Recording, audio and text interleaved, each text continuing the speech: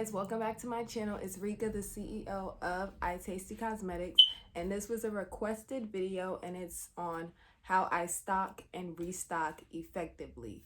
So how I basically stock and restock is every time I'm getting low on something, I'll go ahead and make a note of it.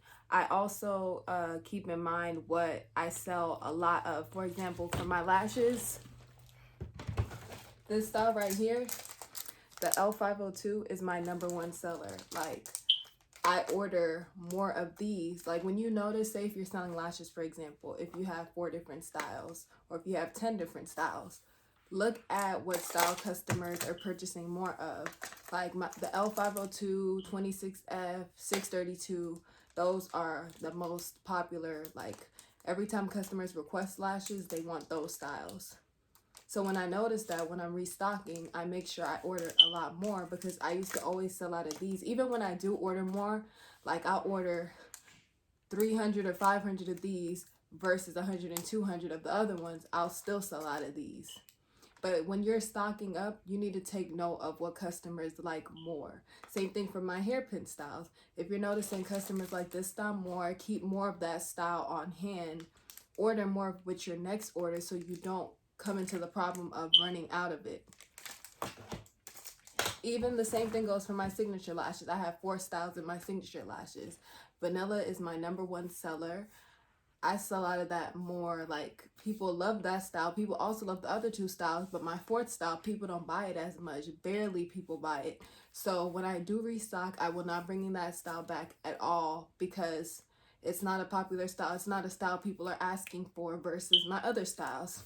So that's basically how I stock and restock effectively. I take note of what my customers like. And if you have a website, you can see on your website, like my website is with Shopify, I can go on there and it'll tell me, let me go on there real quick to show you guys.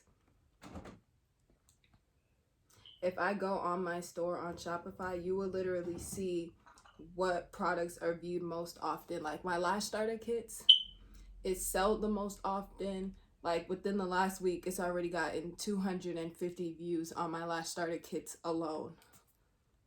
My glitters, people buy glitters. Like the same thing, like this applies to anything. The same thing with my glitters. I know what colors people sell out, like people prefer. So when I'm restocking, I know, oh, people don't like this color, I'm not gonna get that color anymore. And I have done that where people actually did ask for it. And if you know this style, the L509s, I was selling these, right? I always never bought a lot when I did sell them, and I stopped selling them, period. Like, I stopped selling them. The minute I stopped selling them, I had 3 customers, and they know who they are. 3 customers message me, when are you gonna get these back in stock? And I'm like, I thought nobody liked them.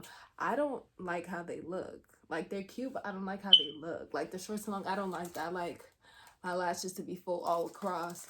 But when they kept asking for it, I'm like, oh, people do like it. So now I do keep a lot. Not as much as the other styles, but I keep some for the customers that do like it, because now I have a lot more that like this style. So that's basically, if you have a website, you can track it on there, or even take tally notes in your business notebook. Like, oh, people like this style more, people like that style more. Let me take note of that. Oh, people are asking for something else. If your customers are asking for something, you need to take note of that. I had customers asking for different packaging. That's why I got the diamond boxes. I'm already sold out. I'll be restocked next week. People ask for, I had somebody ask me for first slide. Somebody asked me for edge wraps. I got edge wraps. So it's like you're widening your options. So, because not everybody wears lashes. I go to pop-up shops. There's older people, they don't wear lashes. They might know somebody, but they might not. You want to have some, like I personally, I want to have something that everybody could buy. Like, it don't matter. Anybody could, but like, oh, you don't wear lashes? Cool, I got hairpins. Oh, you don't have hair? Well, I have this. Oh, you don't this? Well, I got lip gloss. Like, something that's here for everybody. Like, I'm not discriminating. Everybody could get some eye tasty. But that's basically it. And you also got to keep in mind, like I said, if you notice customers aren't buying something, don't bring it back. Like, why waste your money and buy something that's just going to be sitting there and then you're going to have to eventually discount it to get rid of it? Like, don't do that. buy what your customers are wanting. Do a poll on Instagram. Like, there's so many ways you can do things to know what your customers like. You could do a poll on Instagram, like I did a poll, and I'm like, what do you guys prefer, lip gloss tubes? Do you guys prefer squeeze tubes?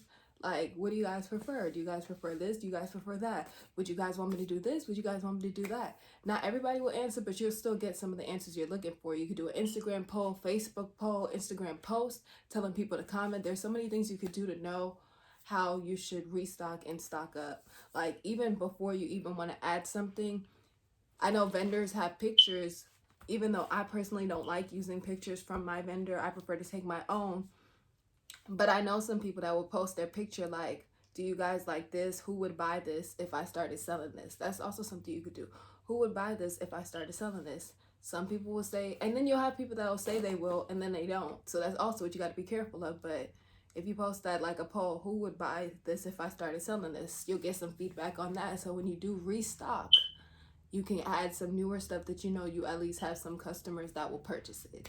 But I don't want to make this video too long. That's all I wanted to state on the topic of stocking and restocking. I hope everything I stated was helpful, especially to the person I asked the question. Please subscribe if you are not already, and thank you for watching.